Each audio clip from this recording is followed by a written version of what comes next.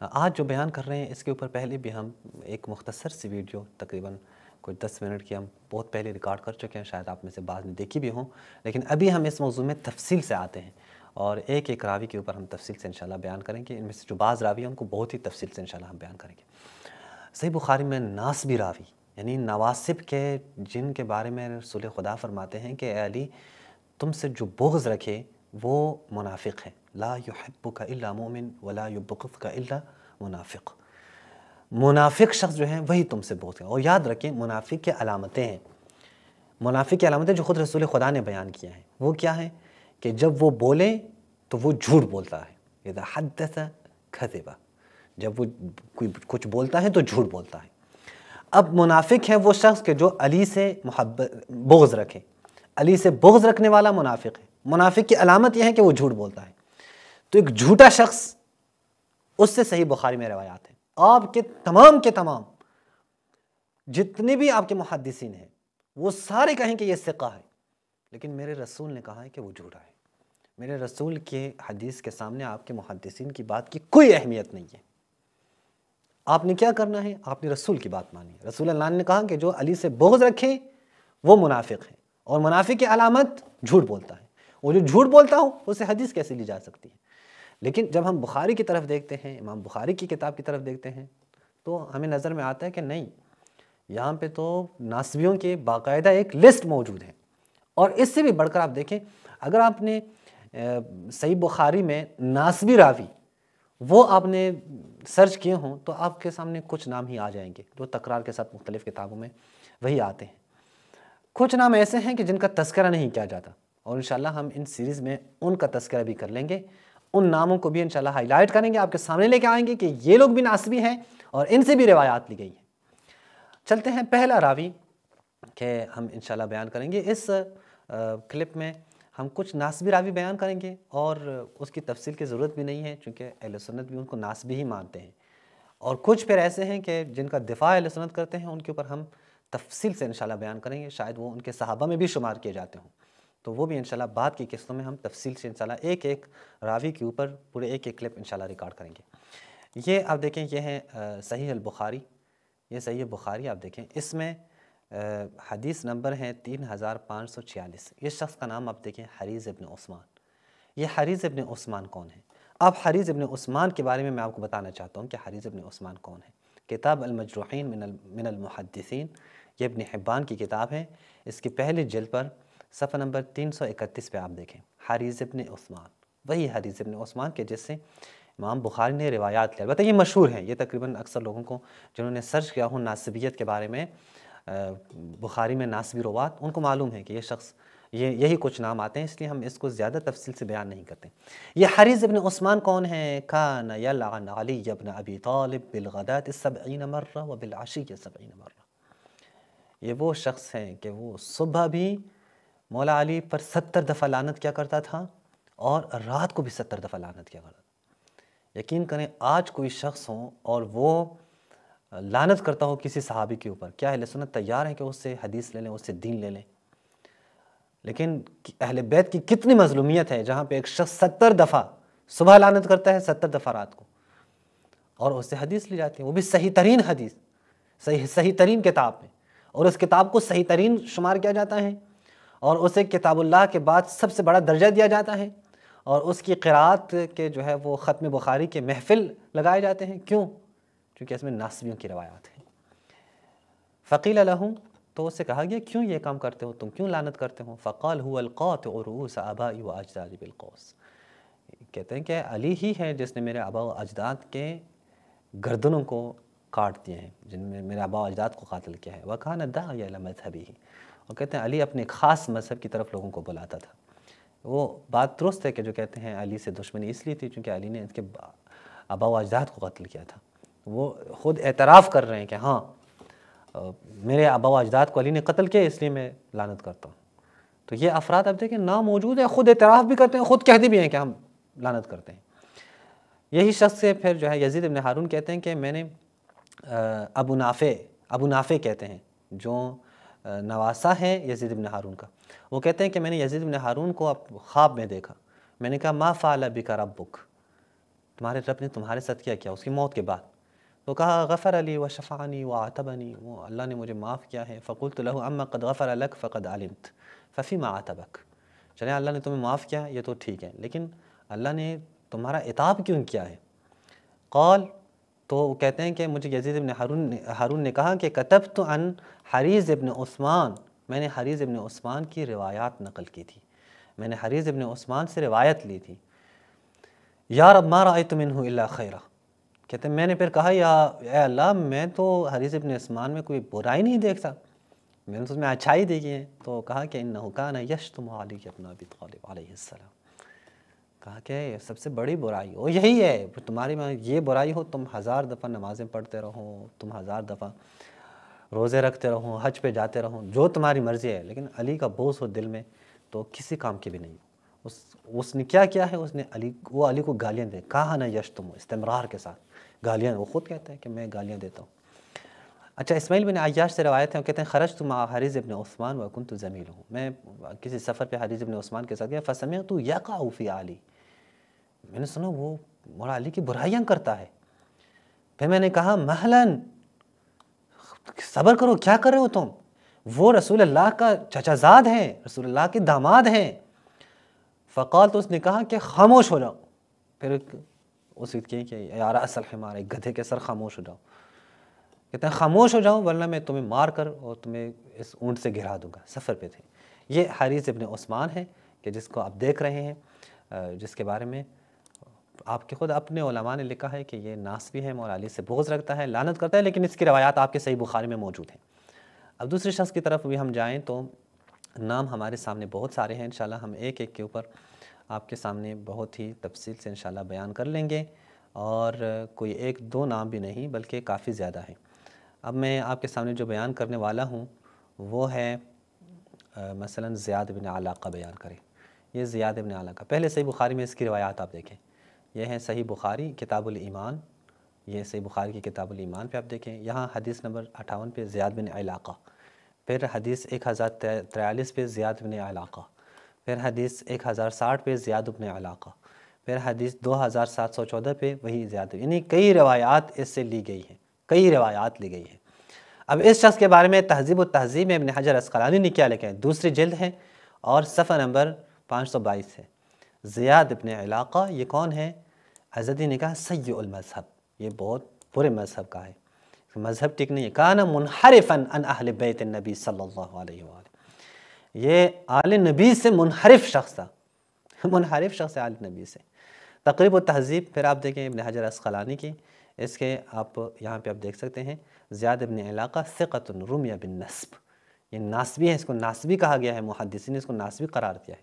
یہ دو راوی ہو گئے کہ جو آپ کے کتابوں میں موجود ہیں، صحیح ترین کتاب میں اس سے روایات لی گئی ہیں کہ یہ شخص، یہ لوگ کیا ہیں، یہ ناسبی ہیں. اچھا ایک اور شخص کے بارے میں بھی آپ کے سامنے بیان کر لیں، وہ ہے ایک اور شخص، وہ عمران بن حیطان ہے. یہ صحیح بخاری آپ دیکھیں، یہاں پہ عمران ابن حیطان سے جو عمران ابن حیطان سے جو روایات لی گئی ہیں، یہ آپ دیکھیں عمران ابن حیطان سے. اب روح المعانی میں آپ دیکھیں، روح المعانی فی تفسیر القرآن، یہ علوسی کی کتاب ہے.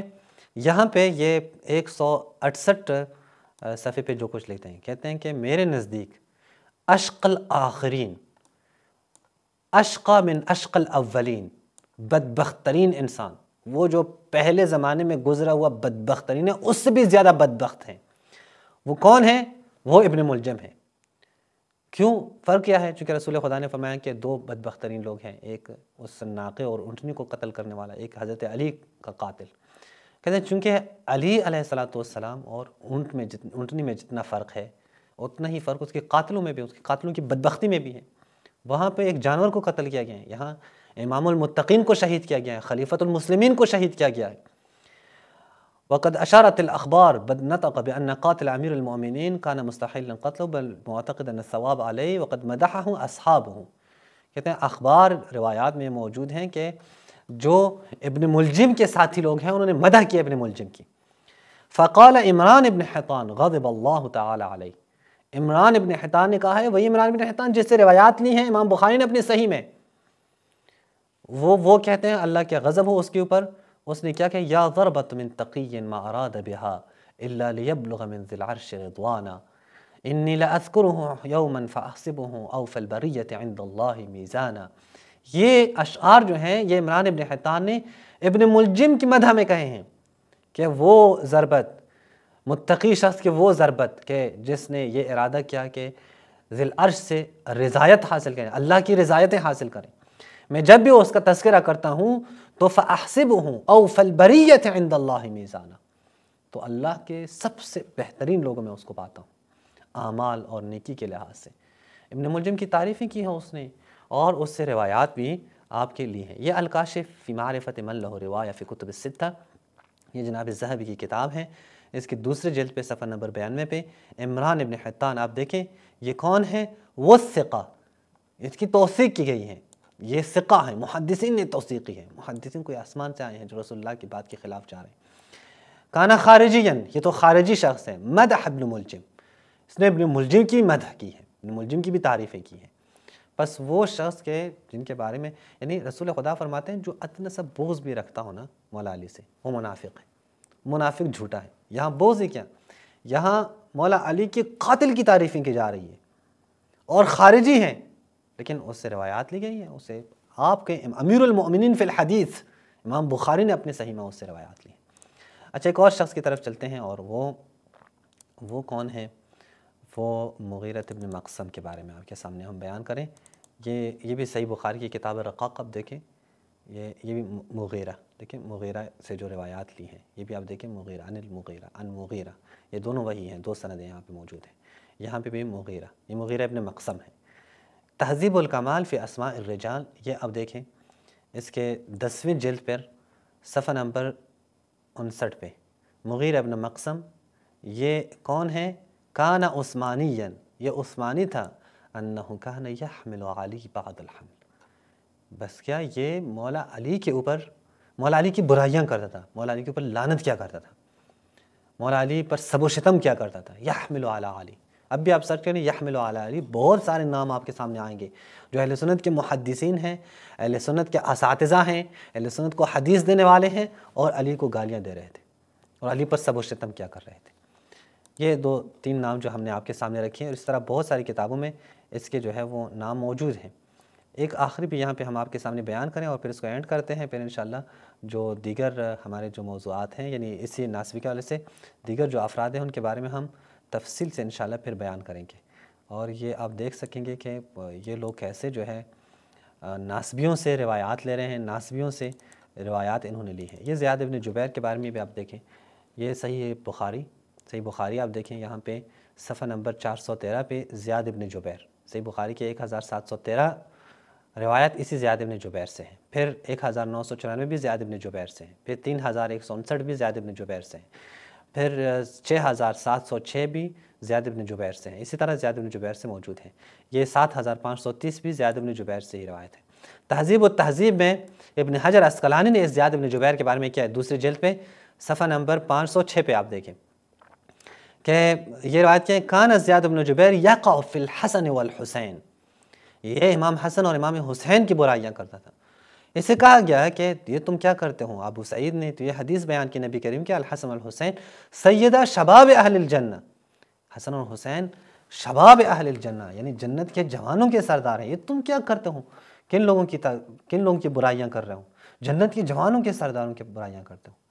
لیکن کرتے ہیں، ان کو کوئی وہ بھی مشکل بھی نہیں ہے، یہ کر رہے ہیں. کتاب اتحاف الخیرۃ المہرہ، یہاں پہ بھی آپ دیکھیں اس شخص کے بارے میں، یہ ایک جلد 7ویں جلد پہ صفحہ نمبر 233 پہ یہاں پہ بھی یہی روایت موجود ہیں کہ زیاد بن جبیر یقع فی الحسن والحسین، کہتے ہیں پھر میں نے کہا میں تمہارے لیے نصیحت کرتا ہوں کیا کہ ابو سعید خدری کہتے ہیں کہ حسن اور حسین سیدہ شباب اہل الجنہ وان فاطمہ ابنت محمد سیدۃ النساء اہل الجنہ، فاطمہ الزہرا سیدۃ النساء اہل الجنہ ہے. فاثبت علی ھذا او دع، یہ جو تم مولا امام حسین امام حسن کی برائیاں کر رہے ہو، یہ برائیاں مت کیا کرو.